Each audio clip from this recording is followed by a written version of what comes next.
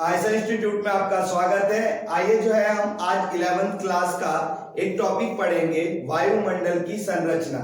अब वायुमंडल की संरचना में हम पढ़ने वाले हैं कि वायुमंडल के कितने प्रकार हैं, वायुमंडल कितने प्रकार के होते हैं, ये हम पढ़ने वाले हैं। तो मैं बता दूं आपको, वायुमंडल में 5 प्रकार होते हैं।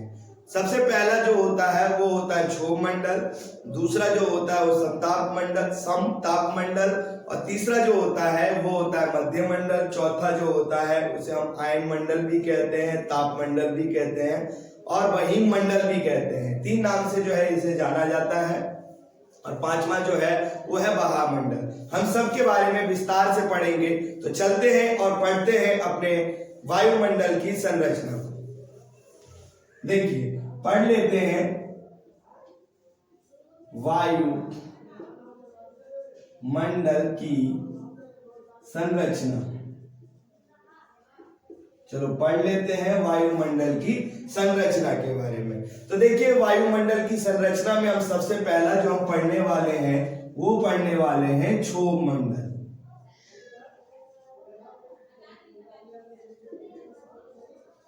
क्षोभ मंडल में जो हम पढ़ेंगे, एक्चुअली क्षोभ मंडल में हम पढ़ेंगे क्या, क्षोभ मंडल जो है पहली परत होती है वायुमंडल की संरचना की, और इसमें जो है क्या होते हैं, धूल और कण होते हैं। क्या होते हैं, बेसिकली धूल कण होते हैं, जिसके कारण जो है इसमें आप लोगों को बादल ज्यादा दिखते हैं। तो आप समझ सकते हैं कि पहले मंडल में जो है क्या होता है, धूल मंडल होता है।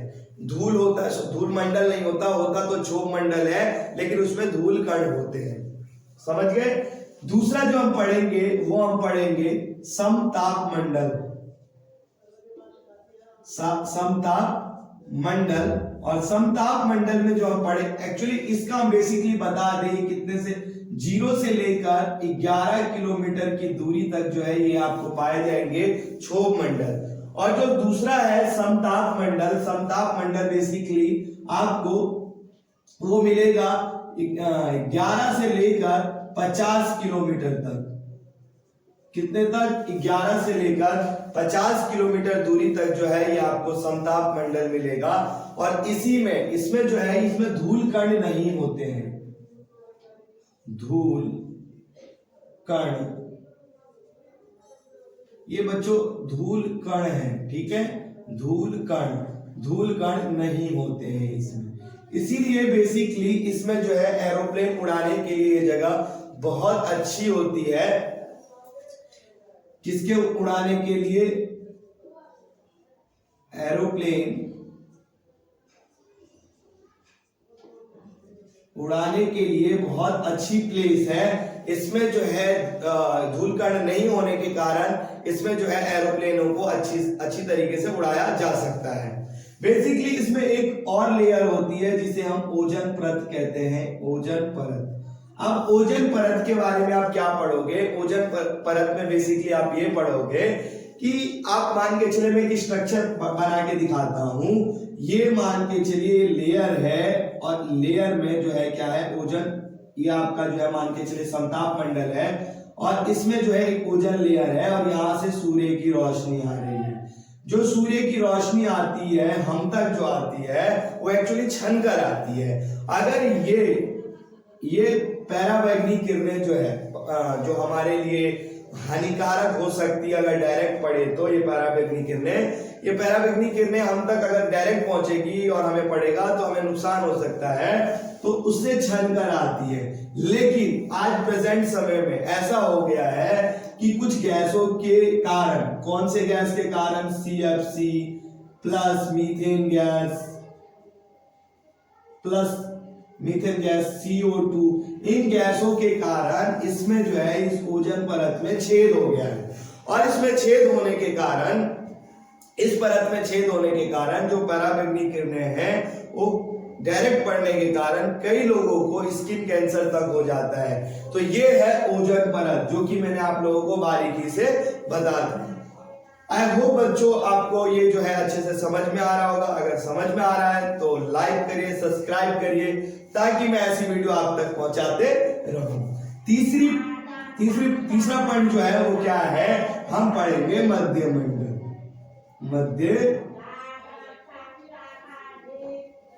मध्य मंडल।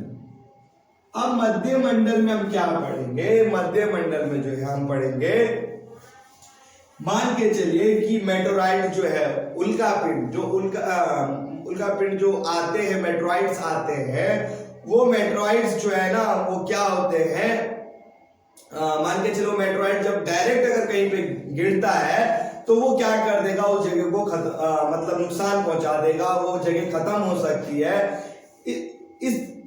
ये नहीं होने का एक ही कारण है कि जो वो मेटोराइट्स हैं इस लेयर में आकर, इस मंडल में आकर जल जाते हैं। तो आपको क्वेश्चन अगर पूछा जाए कि उल्कापिंड कहाँ जल जाते हैं, तो मध्य मंडल में। कहां पर, मध्य मंडल में आकर उल्कापिंड जो है क्या हो जाते हैं, जल जाते हैं, मतलब मेटोराइट जो आकर जल जाते हैं। तो ये आपका तीसरा पॉइंट हो गया। अगर हम चौथा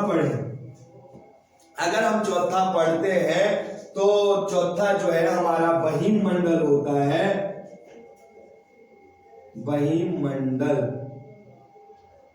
बहिर्मंडल। इसको एक और नाम से जाना जाता है जिसे आयन मंडल कहते हैं, आयन मंडल। और इसको एक और नाम से जानते हैं जिसे तापमंडल। ये तीनों नाम अगर कुछ भी आए तो आप समझ सकते हैं जो ये तीनों एक ही नाम है। अगर हम इसमें बात करें तो इसमें जो है आपके रेडियो की तरंगे जो है परावर्तित होती है, मतलब रिफ्लेक्ट होती है। मान के चलो अगर हम एक दूसरे से कम्युनिकेट भी जो कर पाते हैं वो बाह्यमंडल मतलब आयन मंडल के कारण ही कर पाते हैं, क्योंकि रेडियो की तरंगे जो है इसी लेयर में जो है क्या होती है, परावर्तित होती है, मतलब रिफ्लेक्ट होकर जो है एक दूसरे तक जाती है। तो आपको समझ में आया होगा कि बाह्यमंडल का काम क्या है, और उसके बाद का लास्ट का लेयर बन जाता है बाह्यमंडल। बाह्यमंडल में जो हम पढ़ेंगे वो एक्चुअली बाह्यमंडल के लिए जो है इतना ही है कि इसमें जो है ये बाह्यमंडल के नाम से जाना जाता है। और ये सारी लेयर आप लोगों को समझ में आया होगा। लेकिन मैं आप लोगों को एक चीज बता दूं कि कौन से लेयर तक जो है टेम्परेचर बढ़ता है और कौन सी लेयर तक जो है टेम्परेचर घट जाता है। तो मैं आपको बता दूं, सबसे पहला हमारा स्टार्टिंग यहां से होता है। तो अगर हम बात करें, अगर मैं यहाँ पे लेयर बना दूं तो अगर सबसे पहला लेयर बन जाएगा आपका क्षोभ मंडल, दूसरी लेयर जो बन जाएगी वो समताप मंडल, तीसरा जो बन जाएगा वो मध्य मंडल, और चौथा जो किसी भी एक नाम को लिख लीजिए, मैंने आयन मंडल लिख लिया, आपका मन कर रहा है तापमंडल लिख लीजिए, और ये हो गया बाह्यमंडल। देखिए बच्चों, अगर आपसे पूछ लिया जाएगा कि कौन से लेयर में टेम्परेचर बढ़ता है और कौन से लेयर में घटता है, तो मैं आपको बता दूं कि मध्य मंडल तक टेम्परेचर बढ़ता है, मतलब टेम्परेचर जो है वो क्या होता है, बढ़ता है।